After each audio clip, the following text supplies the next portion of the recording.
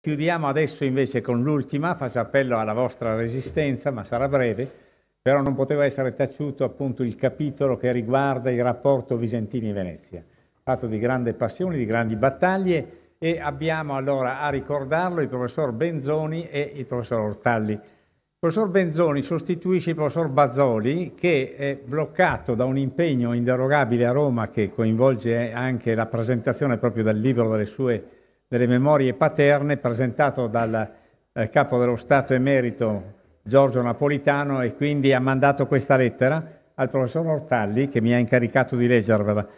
Gentile professor Ortalli, con vivo rincrescimento devo comunicarle che un inderogabile impegno romano, fissato proprio il prossimo 17 ottobre, malgrado ogni mio tentativo di anticiparne o posticiparne la data, mi impedisce di partecipare al convegno dedicato a Bruno Visentini. Come ho spiegato al professor Muraro, sono sinceramente rammaricato di non poter ricordare personalmente la grande e cara figura del professor Visentini e in particolare l'impegno appassionato che egli ha dedicato per molti anni alla Fondazione Giorgio Cini.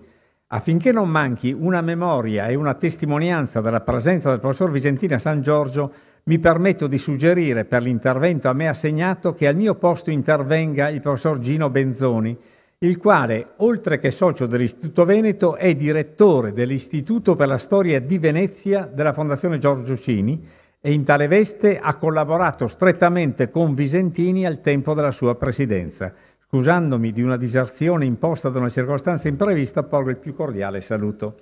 Ecco, questa è l'introduzione del professor Benzoni, a cui cedo immediatamente la parola. Allora, è evidente che non sono Bazoli, se non altro perché Bazoli avrebbe la cravatta e un vestito sul fumo di Londra.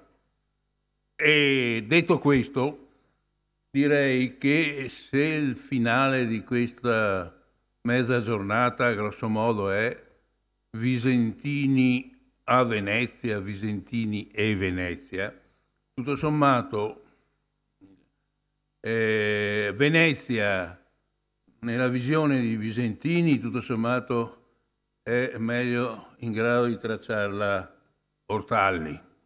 Per quel che mi concerne, mi limito a Visentini a Venezia. Vale a dire, quando è che Visentini viene a Venezia? Beh, da quando è ragazzo, ci viene da sempre. Visentini era presidente, se non vado errato, del premio Commisso. Ora, se uno vuole avere un'idea di cosa può significare Venezia, con la sua salsedine, col saor, vista dal verde della campagna, lei è Commisso. Nel contempo, se uno vuole intendere la fame di verde che può sussistere a Venezia, anche se sappiamo che dietro tanti muri non ci sono case ma giardini, la sensazione che le stagioni ci sfuggono nelle loro esplosioni e nei loro rinsecchimenti, anche qui lei è Commisso. Non è un caso che Bruno Visentini fosse presidente del premio Commisso.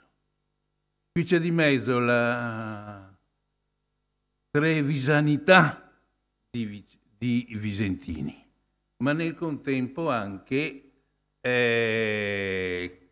quella che è la Treviso che gravita idealmente, fisicamente, metaforicamente su Venezia. E allora il Visentini e Venezia, che non si pone il problema di come salvare Venezia, che so, da Bocassa, per esempio, c'è un ministro che è stato chiamato Bocassa da Visentini. E qui non mi pongo tanto il problema di come concepiva Venezia, la portualità o meno, ma questo Visentini che viene a Venezia come presidente della Fondazione Giorgio Cini. Quest'uomo laico, e c'era bisogno di laicità a Venezia, lo sa, quest'uomo laico, peraltro voluto dal patriarca, o perlomeno non ostacolato dal patriarca. Le parole di Cè, nobilissima figura, su Visentini, sono segno di un rispetto profondo. Qui sto parlando reduce, come dire, non certo sfamato, dal buffet offerto dall'Istituto Veneto. È proprio il caso di dire il caffè è un pasticcino. Mi ricordo la Fondazione Cini una volta c'era fuori da sede di una riunione dei tavoli rigurgitanti vivande. Ecco, Visentini era un uomo col quale parlavo in dialetto.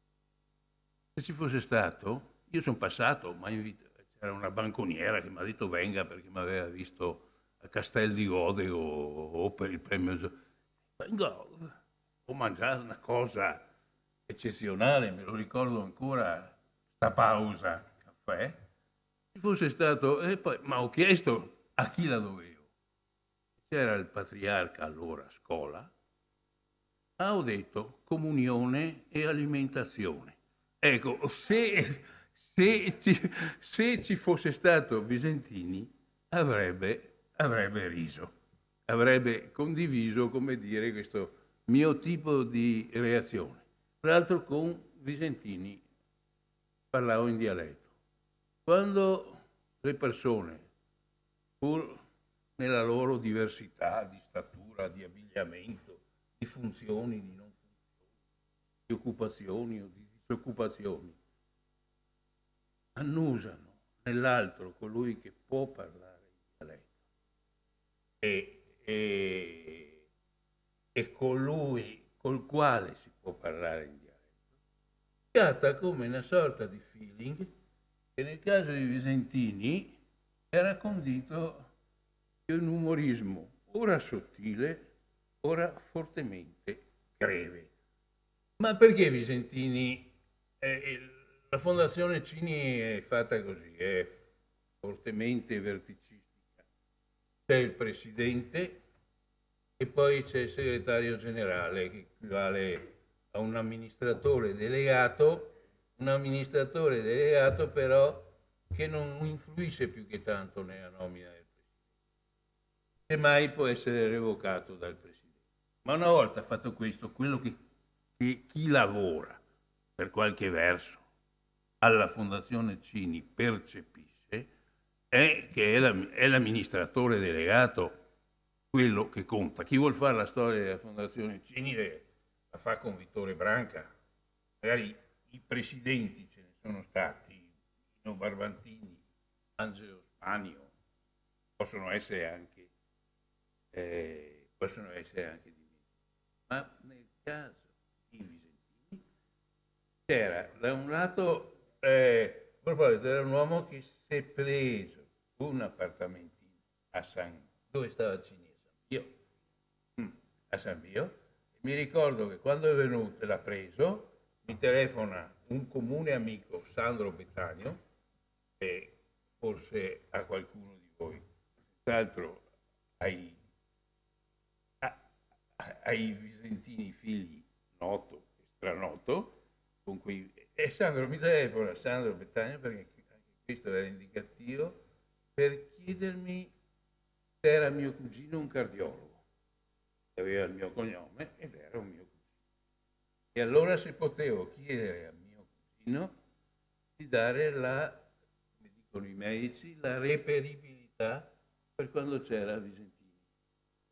Quindi era un po' preoccupato.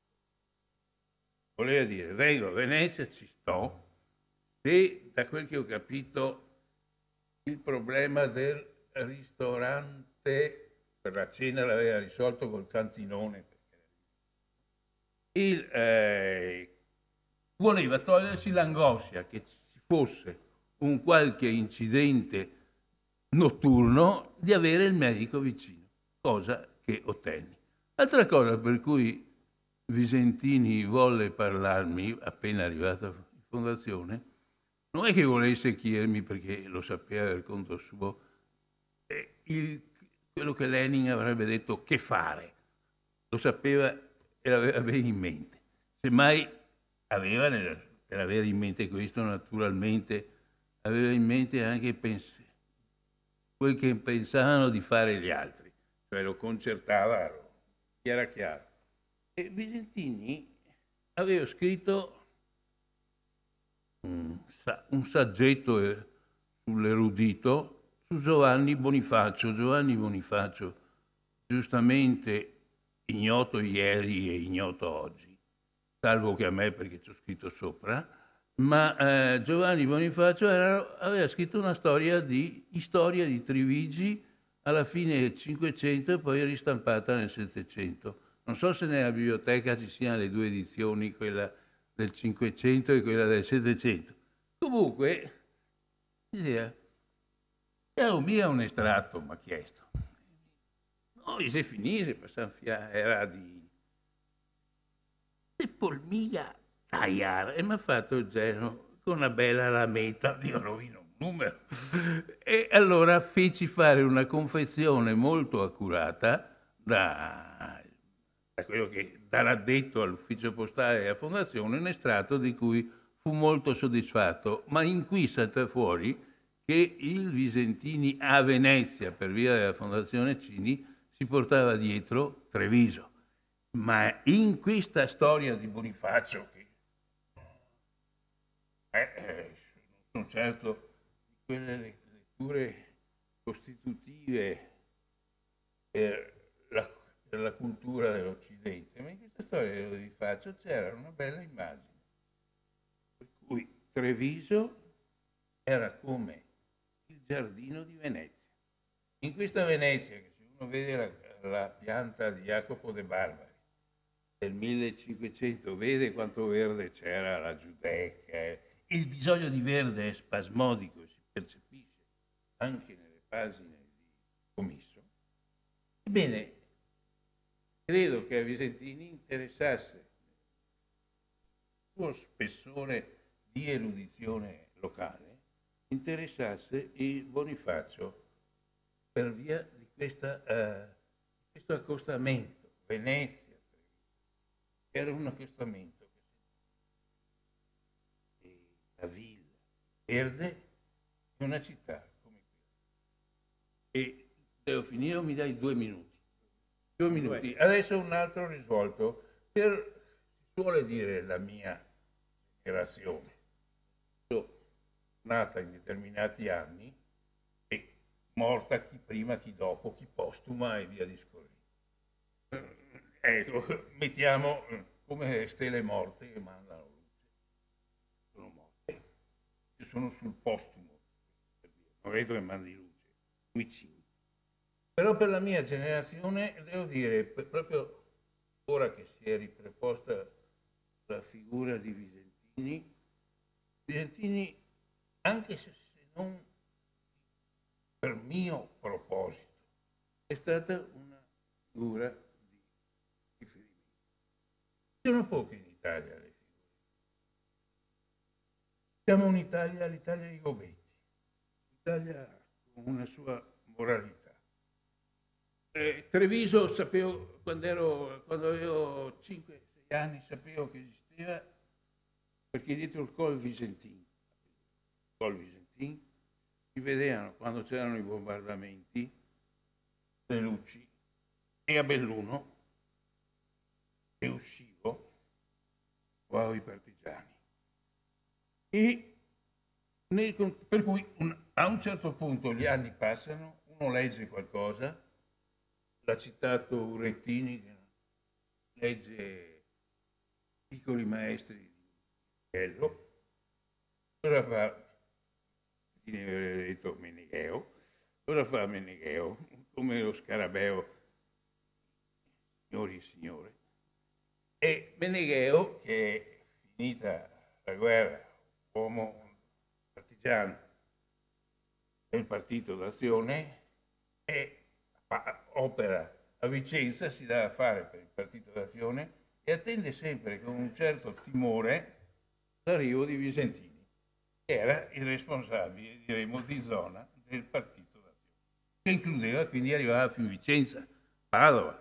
E lì saltava fuori, c'era una certa reverenza, vuol dire, Meneghello credo sia del 20-21, Visentini, o forse un po' dopo, Visentini era del 14, e pochi anni in più. Pensiamo adesso, se uno in ristorante trova un trentenne e trova un 35enne, non è che gli faccia questa grave impressione. Visentini si sentiva che sprigionava una sua autorevolezza. E mi viene pure in mente, Visentini ha conosciuto Norberto Bobbio. Norberto Bobbio è uscita a metà degli anni 60, Norberto Bobbio nel profilo ideologico del Novecento italiano parla di partiti attivi nella resistenza, di giustizia e libertà come del partito della resistenza, vale a dire un partito nutrito dalla resistenza. Per questo, per me, per quel po' che vale un'esistenza di un singolo, porto questa mia testimonianza. Per me Visentini ha a che fare con la resistenza. Bene, professor Ortalli, non ha bisogno di presentazioni. No, anche perché l'ora è molto tarda, quindi cercherò di essere il più rapido possibile. Per non perdere tempo mi sono scritto tutto e cerco di leggere, partendo da una domanda, cioè per un personaggio di alta dimensione culturale e in tante direzioni straordinarie, quale Bruno Visentini, parebbe che sulla sua vicenda veneziana ci sia moltissimo da dire, ma sul versante Fondazione Cini, per il resto non granché. Fondazione Cini, scusate, i Visentini come presidente significa per la Fondazione Cini l'utilizzo intelligente e rispettoso dell'isola come location per eventi, convegni, cioè affittata, quindi recupero finanziario di questo. Altra cosa che ha fatto Visentini, la vendita alla regione del castello di Monselice, era di Cini, altro ossigeno per la fondazione, e terzo, possiamo dirlo visto che c'è anche il professor Ortalli, è Visentini che ha firmato per la fondazione quella triangolazione Venezia, regione, fondazione Cini, che ha prodotto, che non dico che ne valesse la pena, ma comunque noi due c'eravamo dentro, quindi ringraziamo Visentini, che ha prodotto la storia di Venezia dell'enciclopedia italiana, attualmente ignorabile o leggibile nelle sale di consultazione delle biblioteche, bordo rosso e titoli aurei. Con la complicità nostra. Dunque vi dicevo, non ci sarebbe forse moltissimo da dire, poiché la parte fondamentale di quell'esperienza è stata vissuta sull'isola di San Giorgio con la Fondazione Cini, ma che e anche per altre imprese notevoli, per esempio su altra dimensione il negozio Olivetti in piazza San Marco, due poli. E viceversa, che non sia così, lo suggerisce il modo in cui Visentini concludeva a suo tempo un colloquio con Meccoli, pubblicato sul Corriere della Sera. Era il 1975, diceva: dei grandi amori della mia vita, Venezia è l'unico sfortunato, non bisogna arrendersi però, non mi pare il caso. E la dichiarazione è questa che dava il titolo a tutto il lungo articolo. Allora ci si chiede perché un amore sfortunato. Quello era un trevigiano che considerava Venezia la sua vera unica capitale, erano parole sue. Ovviamente non potevano entrarci questioni specifiche marginali o enormi, appunto come quelli che erano stato di soddisfazione, dicevo, il negozio Olivetti, la Fondazione Cini. Ma ora, rileggendo con cura le cose e i suoi scritti, è facile intuire come siano state la città nel suo complesso, la sua gestione, le sue scelte, a farne un'amante traditrice che non aveva saputo cogliere quanto, io credo, l'intelligenza dell'uomo e la sua percezione delle decisioni più funzionali le venivano proponendo. Bisogna allora ripensare come l'analisi della realtà veneziana e delle sue prospettive siano state intuite da Bruno Visentini con una chiarezza che oggi colpisce, vedendo come il tempo ne abbia dimostrato la potenziale e non sfruttata efficacia. Io riprenderei quanto mi è capitato di scrivere in un microlibretto, in cui mi chiedevo se Venezia fosse ancora una città compiuta o non fosse piuttosto un quartiere a destinazione terziario turistica di una entità urbana che ormai ha il suo cuore altrove, non più in Venezia. E che a ciò si sia aggiunti mi è parso sempre dovuto ad amministrazioni locali forse non all'altezza dei problemi, preoccupate di inseguire le contingenze senza essere in grado di proporre un vero progetto complessivo che di solito era malamente sostituito dalle proposte di volta in volta avanzate tentando di inseguire quanto veniva accadendo. E a fronte di questa povertà progettuale nella gestione della città, mi assumo la responsabilità di quello che dico, ovviamente scrivevo che soltanto un paio di volte in questi ultimi decenni gli aspiranti amministratori avevano davvero messo a punto un progetto.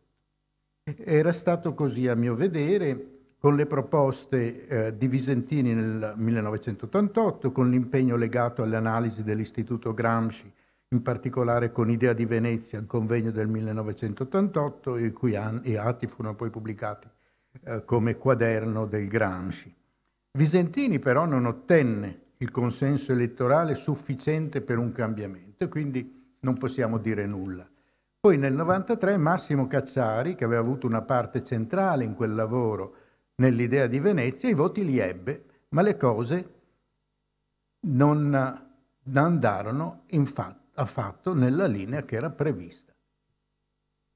Il relativo successo di Visentini nell'88 non fu sufficiente a dargli la forza per quello che sosteneva, tanto che da consigliere comunale, come molti di voi ricordano, e forse da possibile sindaco, vorrei dire, avendo meglio da fare, diede presto le dimissioni. Le idee di Visentini erano di carattere radicalmente diverso rispetto a quanto le ordinarie gestioni maggioritarie proponevano.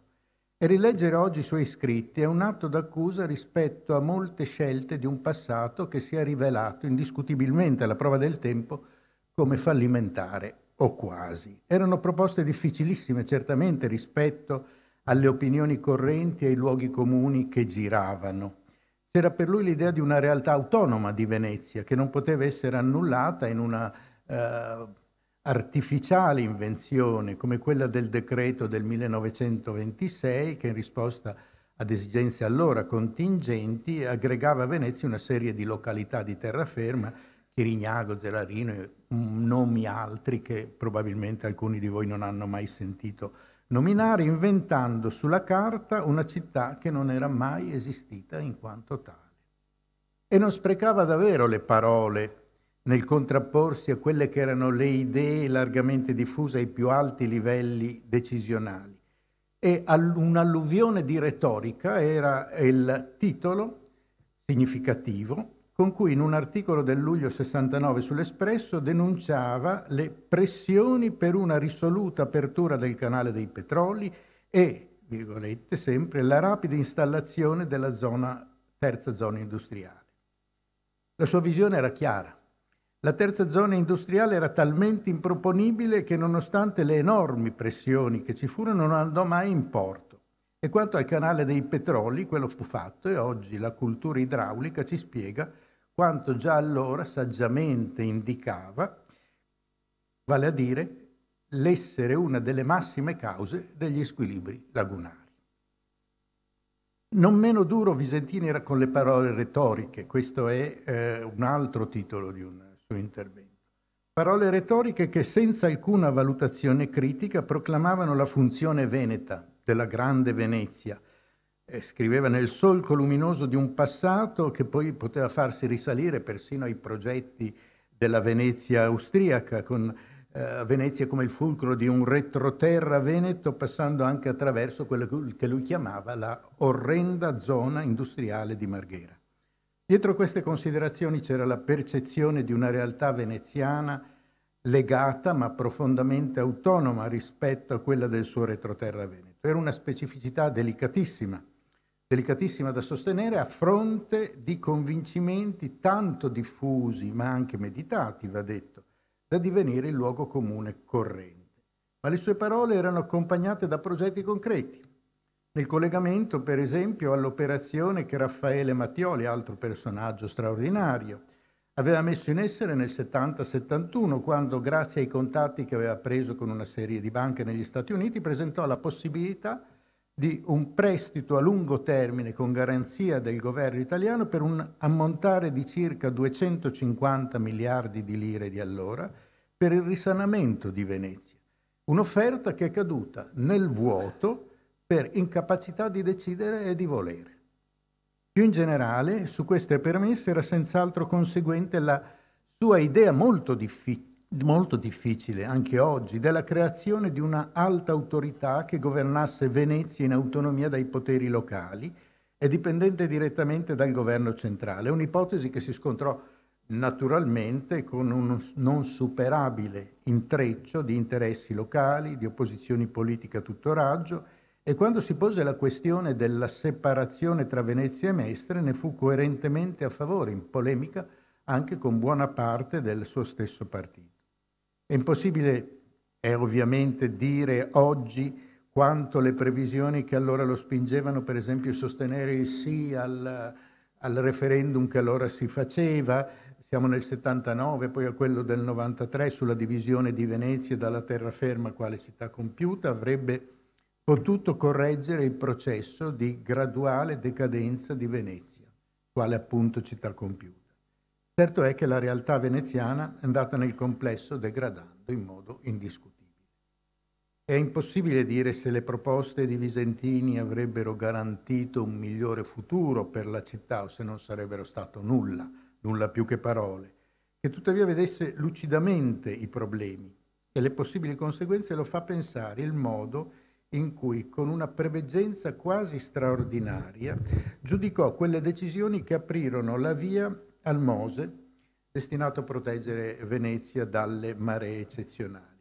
Nel settembre 84, cioè quando si stavano avviando i primi passi, e già anche prima, avvertiva che le decisioni e le scelte, cito, in ordine all'avvenire di Venezia e della Laguna non possono essere attribuite ad organismi privati di tipo imprenditoriale, ma devono essere stabilite dall'organo politico e quindi dal Parlamento, dopo aver attentamente valutato ogni aspetto dei problemi. Ancora, ad organi esterni di tipo imprenditoriale, quale ne sia la denominazione e la struttura, possono essere affidati specifici incarichi di studio e di progettazione ed eventualmente anche di proposizione, fermo però rimanendo che l'incarico attribuito deve essere in funzione della realizzazione delle scelte fatte dall'organo politico, ma non per affidare le scelte stesse a tali imprese esterne.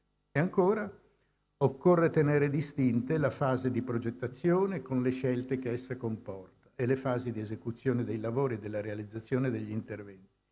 Inoltre, scriveva, occorre stabilire un sistema di controlli sulla realizzazione dei lavori, sulla rispondenza di essi ai progetti, e tali controlli devono essere affidati a un soggetto diverso dalle imprese alle quali sono affidate le realizzazioni. Si tratta, scriveva, di nozioni elementari che dovrebbero essere ovvie. Non era questo il suo primo intervento sull'argomento, ma è stupefacente, a mio vedere, la lucidità in cui riassunse tutti i rischi che erano insiti nel rapporto che lo Stato andava a istituire con il Consorzio Venezia Nuova. Sono esattamente i rischi che poi negli anni a venire consentirono quello che per il nostro Paese è stato forse il maggiore scandalo di questi ultimi decenni. Quello che è avvenuto era raccontato in modo chiarissimo da quelle pagine di decenni prima. Ho finito. Grazie. Grazie.